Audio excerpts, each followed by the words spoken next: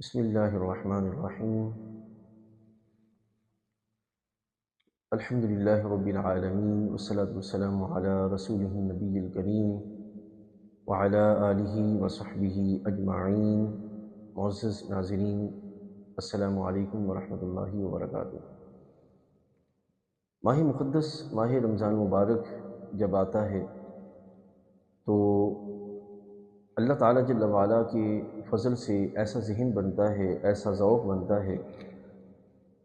قرآن مجید کی تلاوت کے لحاظ سے، قرآن مجید کو ترجمے کے ساتھ پڑھنے کے اعتبار سے بہت سارے احباب اس بات کی پوری کوشش کرتے ہیں کہ ماہ مقدس میں قرآن مجید کو پڑھا جائے اور اس کی تلاوت کا بھرپور اہتمام ہوتا ہے۔ بہت ساری جگہوں پر ایک سے زائد قرآن مجید پڑھنے کا سلسلہ ہوتا ہے۔ یقیناً یہ بھی ایک سعادت والی بات ہے اور یہ اللہ کا بڑا فضل ہے کہ کسی بھی فرد کو قرآن مجید پڑھنے کی سعادت نصیب ہو جائے، لیکن اس کے ساتھ ساتھ ضروری امر یہ ہے کہ قرآن مجید کو پڑھا جائے اور اس کے ساتھ قرآن مجید کو سمجھا بھی جائے۔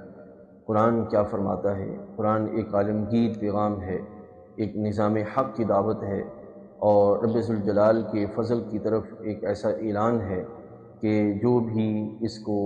سمجھتا ہے اور اس کو اپنی زندگی میں لاتا ہے وہ کامیاب ہو جاتا ہے۔ لیکن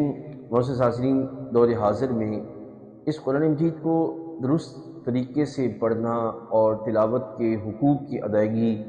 یہ بھی ایک ضروری امر ہے، اور کوشش کی جائے کہ صحیح قرآن مجید کے جو قاری ہیں ان کے ساتھ رابطہ کر کے یا ان کے ساتھ ایسی نشست کی جائے کہ جہاں پہ جو قرآن مجید جو ہے وہ صحیح طور پر پڑھنے کا سلسلہ ہو سکے، اور ساتھ ساتھ قرآن فہمی، قرآن مجید کی تلاوت اور قرآن مجید کی تلاوت کے ساتھ ساتھ قرآن مجید کا ترجمہ اور اس کی جو مفہوم ہے وہ صحیح طور پر جو وہ ہمیں سمجھ آئے۔ اس کے لیے ضروری امر یہ ہے کہ ہم